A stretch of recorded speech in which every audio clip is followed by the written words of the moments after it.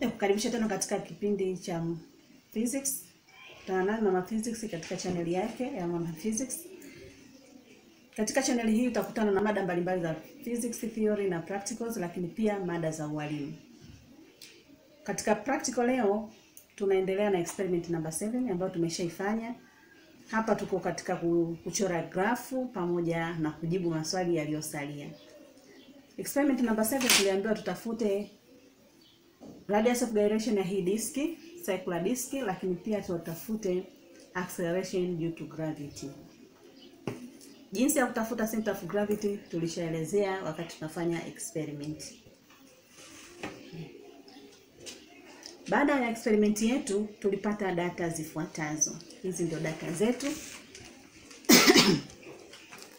Data zetu hizi hapa, kwamba tukazifanyia analysis, tukapata table of results inapendeza kabisa kama hii hapa.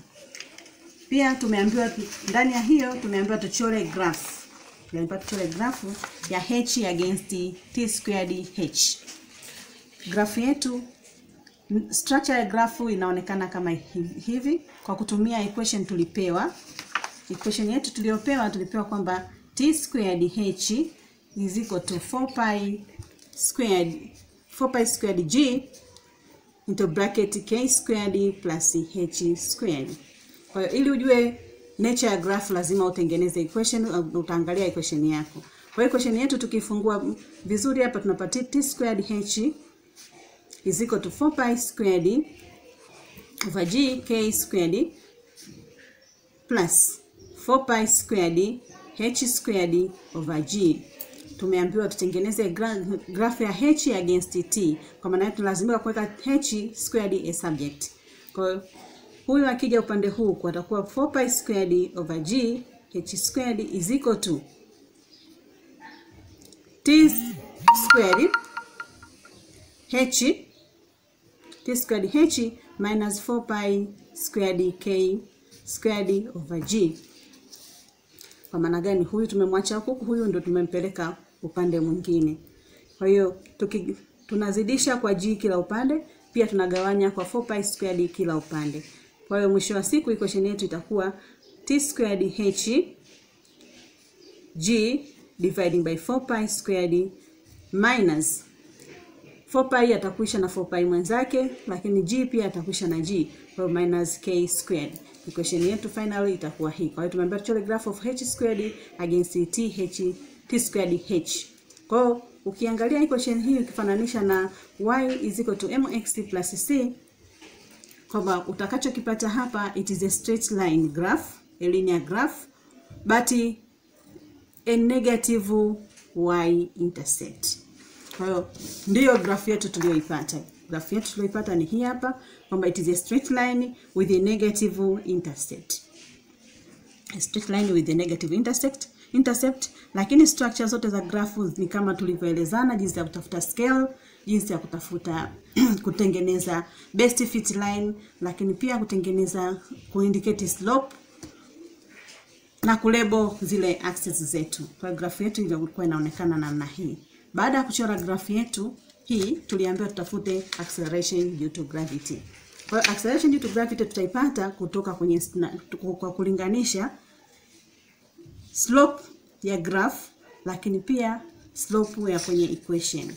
From the equation we have a slope is equal to, kwa slope yetu itakuwa hii hapa, g over 4 pi squared.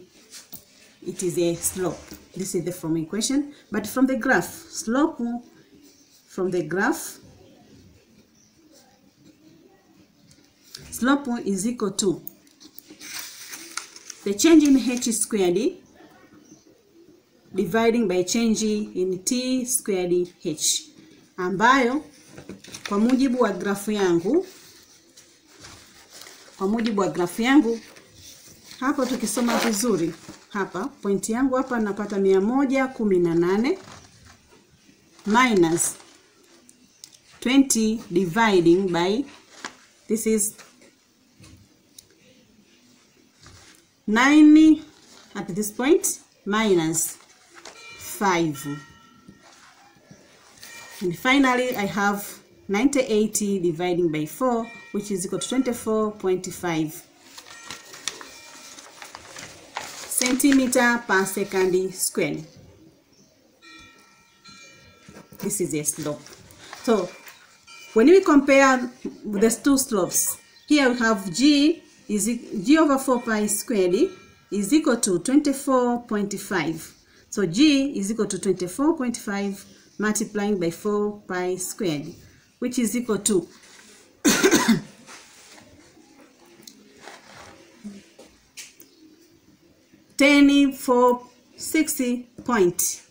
1046.2480. This is centimeter per second squared. In a SI unit, it could be 10.4. This is meter per second squared. This is an acceleration due to gravity. Baada ya kupata acceleration due to gravity, tuliambiwa tutafute radius of gyration. So, radius of gyration.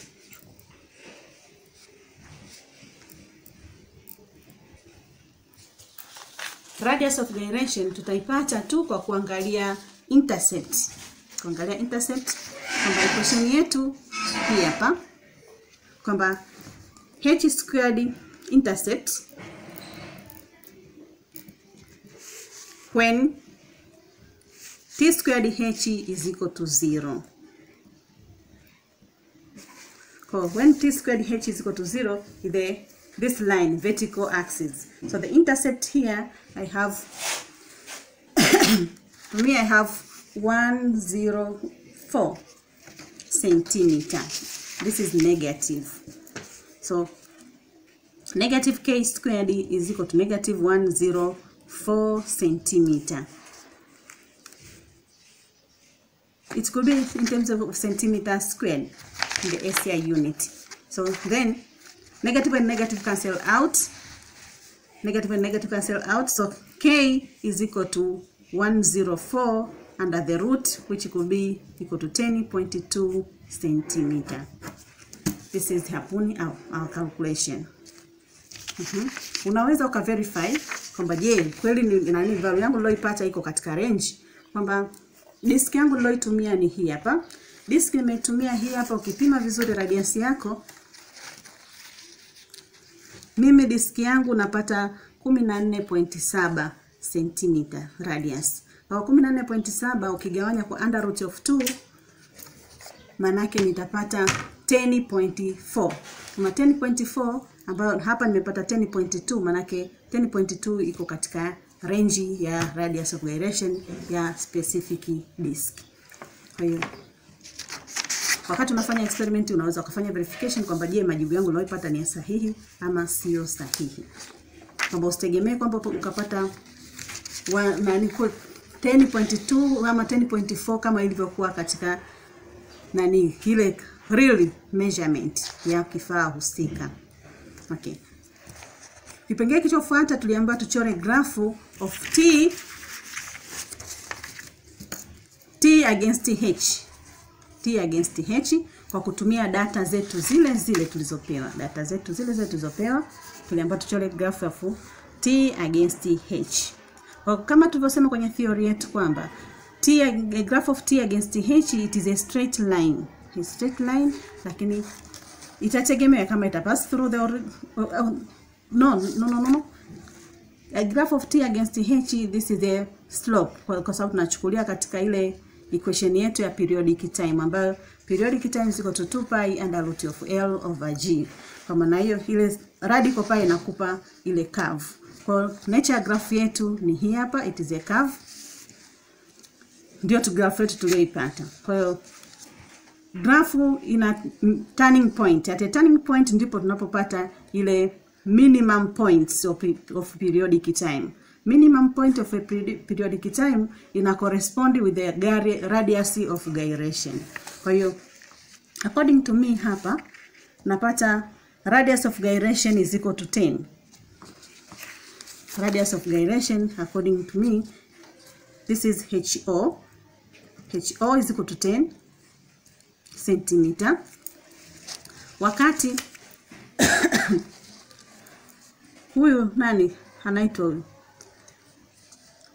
T periodic time t tunampata hapa, it is 0.9 TO 0.9. Kwa hiyo kama TO tunayo, HO tunayo, tuliambiwa tutafute G kwa kutumia hii equation 8 pi squared HO dividing by TO squared. Kwa tukiingiza hapa data zetu times pi squared times 10 cm dividing by 0.9 squared. According to my observation, it is 974.780. This is centimeter per second squared. So in SI unit, it is 9.74 meter per second squared. It is the acceleration due to gravity. Kwa tumeambiwa mwisho wa siku tufanye comparison. Fanya comparison kati ya K ulioipata katika ile equation ya kwanza na K uliopata katika equation ya pili. Lakini tufanye comparison ya acceleration due to gravity. Mara ya pili acceleration due to gravity tumepata 9.74. Mara ya kwanza tulipata 10. It was 10.4, approximately 10.4. So 10.4, 9.74 kwa sababu acceleration due to gravity iko katika range ya hiyo between 9.80 to 10. Kwa maana mimi naweza kusema kwamba majibu haya yanakaribiana kuwa sawa sawa. Lakini pia kwenye radius of gyration. Radius of gyration mwanzoni tumepata 10.2, lakini hapa sasa hivi tumepata 10. Kwa kutumia hii njia ya pili tumepata 10.